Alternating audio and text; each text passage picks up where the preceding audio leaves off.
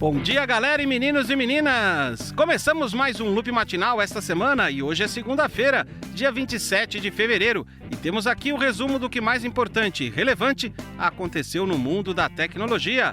Eu, Sérgio Miranda, estou apresentando o Loop Matinal de hoje e, como é segunda-feira, vamos começar com a lista de apoiadores do podcast lá no apoia.se, e em especial quem escolheu ter o nome registrado por aqui. Vamos à lista!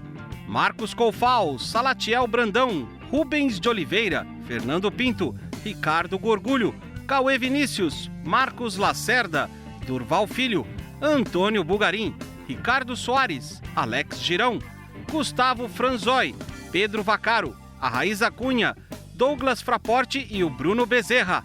Muito obrigado para todo mundo! Se você também acha que vale a pena contribuir para o podcast, mesmo que seja apenas com R$1 por mês, é só acessar o endereço apoia.se/loopmatinal e escolher a categoria que você preferir. Vamos às notícias. No domingo tivemos vários lançamentos lá na Mobile World Congress, a MWC, mas a gente começa o boletim de hoje com uma falha de segurança que foi comunicada no final da semana passada.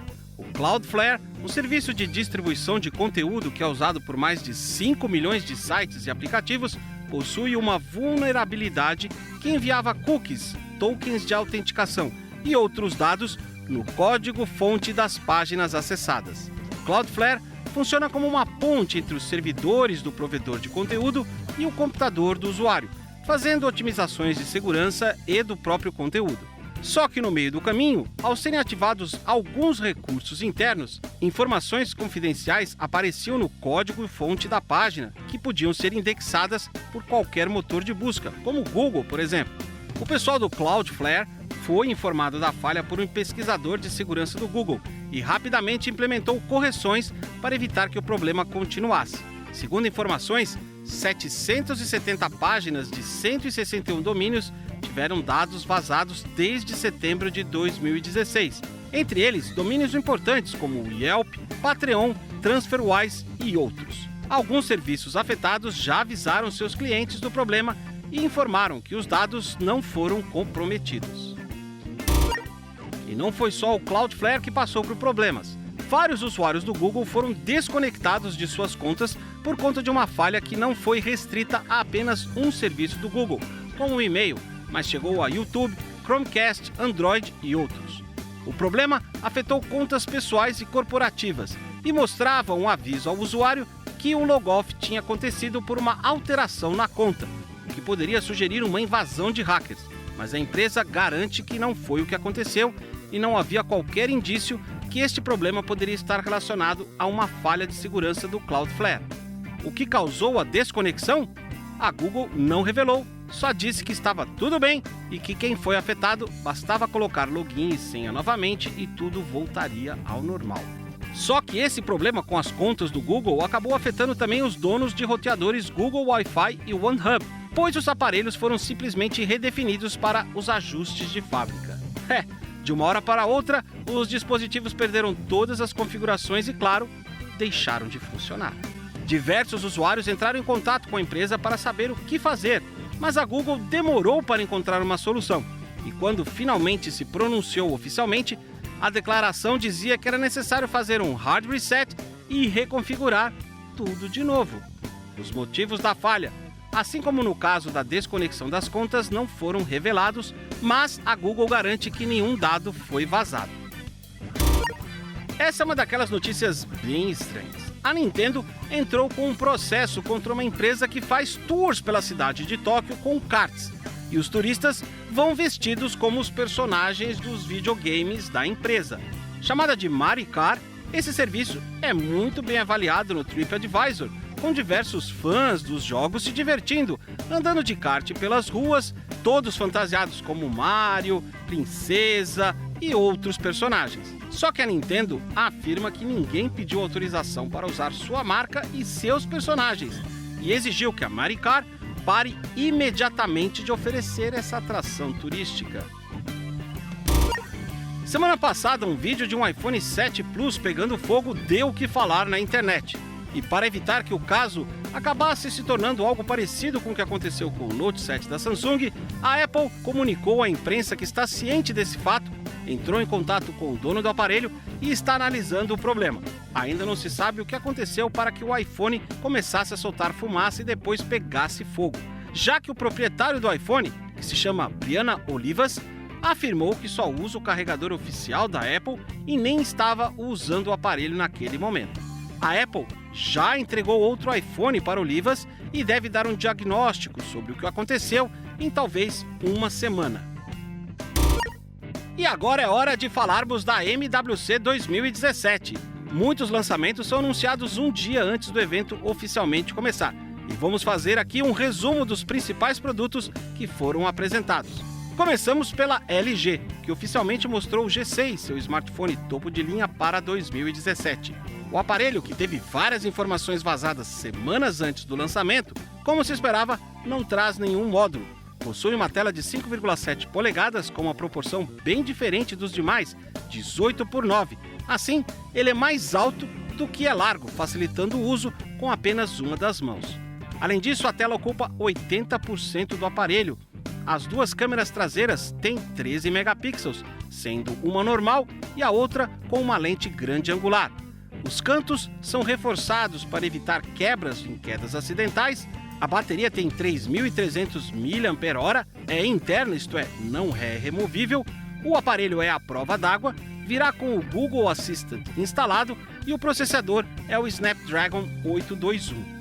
Já a Huawei fez duas apresentações, uma para o P10, o novo smartphone topo de linha da empresa, e um smartwatch com Android Gear 2. Primeiro vamos falar do P10. O aparelho será vendido em dois tamanhos, um com tela de 5,1 polegadas e o outro com 5,5 polegadas, que ganha o sobrenome Plus, como era de se imaginar. O processador dos dois modelos é o Kirin 960, fabricado pela própria Huawei. As câmeras são da Leica, marca muito famosa entre os fotógrafos, com um sensor monocromático de 20 megapixels e o outro colorido de 12 megapixels, gerando fotos com muito mais contraste. O design do aparelho é muito semelhante ao do iPhone e seu botão frontal também não é um botão de verdade, mas possui diversas funções, como a de voltar, mostrar aplicativos recentes e ir para a tela início. Aonde a Huawei quer se distanciar da concorrência é na relação às cores. São 8 modelos diferentes para garantir que todo mundo poderá escolher qual a sua cor favorita. Já os smartwatches da Huawei, batizados de Watch 2 e Watch 2 Classic, chegaram com algumas novidades. Por exemplo, o NFC para Android Pay, sensor de batimento cardíaco e, no caso do Watch 2 apenas, um chip LTE para que não seja preciso um smartphone conectado o tempo inteiro. O design está mais esporte e também maior, algo que os fãs de relógios vão gostar. A bateria, segundo o fabricante, dura até 2 dias inteiros de atividade e os dois aparelhos são resistentes à água.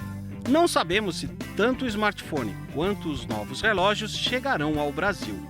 A Lenovo, dona da marca Motorola, apresentou o G5 e pasmem senhores, o G5 Plus. Os novos aparelhos terão Android 7 Nougat, possuem um acabamento mais premium, deixando aquela aparência de telefones intermediários para trás.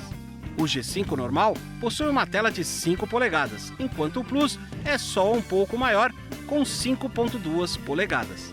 E não é só nisso que são diferentes. Enquanto o G5 tem um processador Snapdragon 430, uma câmera de 13 megapixels com abertura 2.0, que grava vídeos em Full HD, e a bateria de 2.800 mAh removível, o G5 Plus vem com o Snapdragon 625, câmera com sensor de 12 megapixels, mas a abertura é 1.7, que pode gravar vídeo em 4K e a bateria é selada, mas com 3.000 mAh.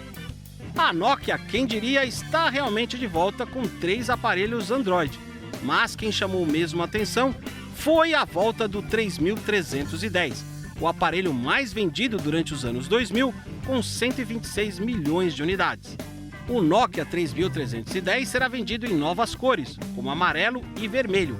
Tem uma tela colorida de 2,4 polegadas e uma câmera de 2 megapixels, que é uma novidade quando se compara com o original. Mas o que todo mundo quer saber é se será possível jogar Snake no novo 3310. Sim, você vai poder voltar no tempo e perder horas e horas do seu dia com esse game clássico. O design é muito parecido com o do aparelho dos anos 2000, mas ele é um pouco mais leve e fino, podendo usar 2 cartões SIM e uma bateria que pode durar 31 dias em stand-by. Outra empresa que apostou bastante no passado foi a BlackBerry, que está em parceria com a TCL, dona da Alcatel, que apresentou o Mercury, ou melhor, o Key One, o nome oficial do aparelho que traz um teclado físico em vez do virtual. Mas, não se engane, este teclado físico permite alguns gestos, podemos assim dizer, como o de deslizar o dedo para garantir uma digitação rápida.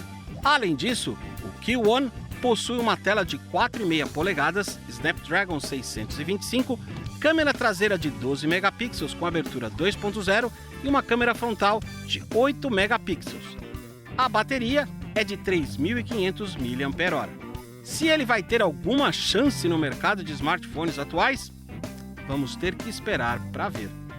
E para finalizar, a Samsung não trouxe nenhum smartphone para Barcelona, mas 3 novos tablets, um deles rodando Android e outros 2 rodando o Windows 10. O Galaxy Tab S3 possui uma tela de 9,7 polegadas Super AMOLED, que permite tocar vídeos em HDR. O processador é o Snapdragon 820, com 4 GB de RAM e 32 GB de armazenamento. Mas o slot para cartão microSD permite ampliar para até 256 GB de espaço. A principal novidade são os falantes, 4 no total, para trazer um som mais rico em detalhes. O Tab S3 virá com Android Nougat 7.0 e uma caneta Stylus com 4.000 níveis de pressão. Já os 2 tablets rodando Windows são os Galaxy Book 10 e Galaxy Book 12, nomes que já haviam vazado há alguns dias, como a gente falou aqui no Loop Matinal. Os 2 aparelhos vêm com uma capa teclado e uma caneta Stylus. As diferenças estão na tela, claro. A do Book 10 é Full HD LSD com 10,6 polegadas, enquanto a do Book 12 é Super AMOLED HDR. O processador também é diferente. O Book 10 vem com um Intel Core M3 e o Book 12 um Core i5 Fanless, ou seja, que não precisa de ventoinha. Para conectar e carregar os tablets, 2 portas USB tipo C estão disponíveis e a bateria dura até 10 horas de uso normal. O teclado da Samsung vem com um trackpad e a caneta, assim como a do Tab S3, possui 4.000 níveis de pressão.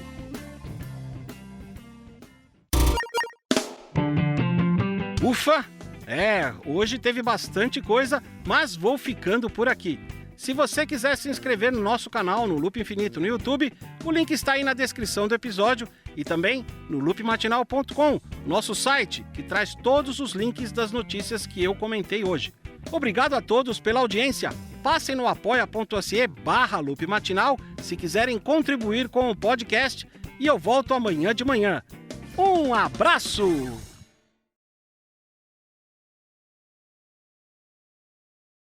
O pessoal do Cloudflare... E não foi só o Cloud... Passem no apoia.se /loopmatinal...